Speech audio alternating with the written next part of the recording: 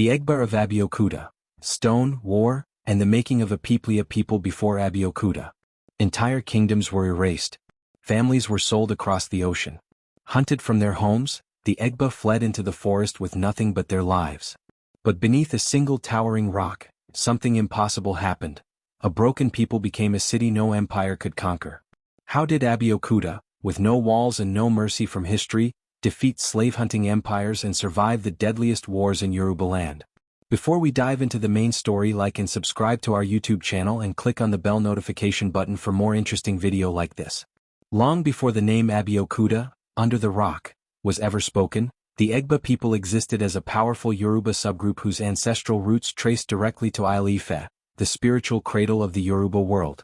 Oral traditions consistently affirm that the Egba descended from Oranmiyan, son of Odujuwa, establishing their legitimacy within the sacred Yoruba genealogical order.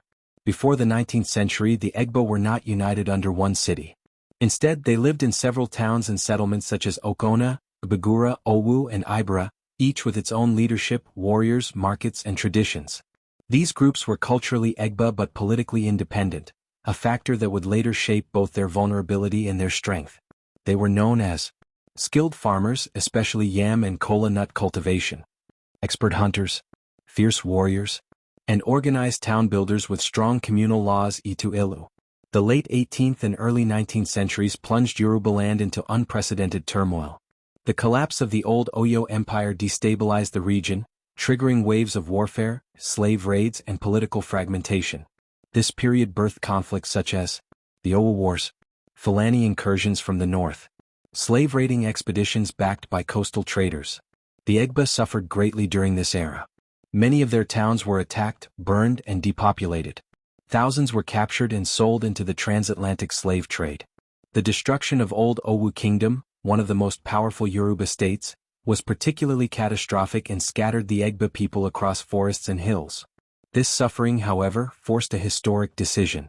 Around 1830, the Egba refugees found sanctuary beneath a massive granite outcrop known as Olumo Rock. This was not accidental, it was strategic genius. Olumo Rock provided natural military defense, served as a watchtower against enemies, contained caves for hiding women and children, offered spiritual protection, believed to be inhabited by powerful ancestral forces. Here, the Egba founded Abeokuta, uniting previously separate clans into a single fortified city.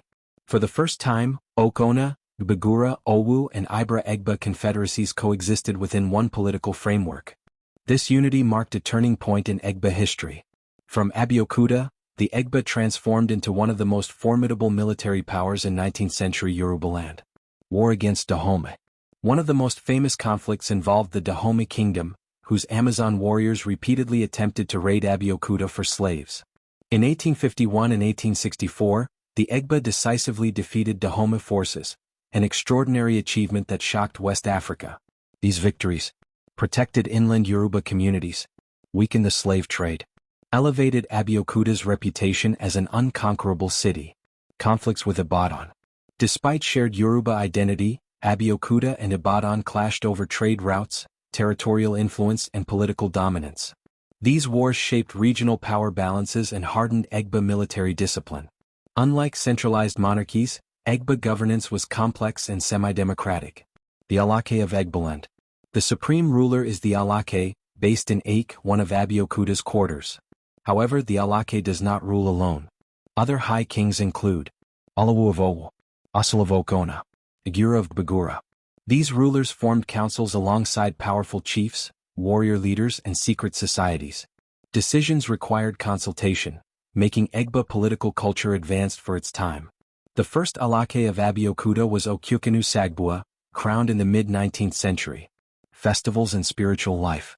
Egba festivals are deeply rooted in Yoruba cosmology and communal memory.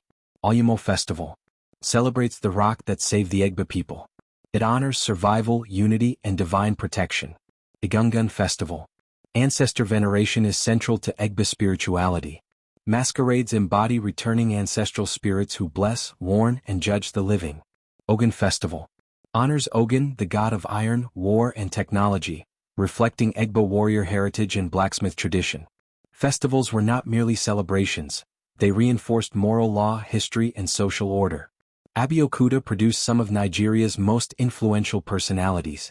Chief Funmilayo Ransom Kuti, nationalist, feminist, and anti-colonial icon. Fela Anikulapo Kuti, global music revolutionary. Bishop Samuel Ajayi Crowther, first African Anglican bishop.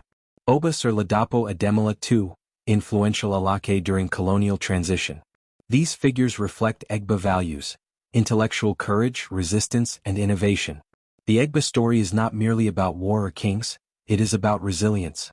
A people scattered by violence forged unity under stone. A society threatened by slavery became a defender of freedom. A city born from refuge evolved into one of the most politically sophisticated centers in Yoruba history.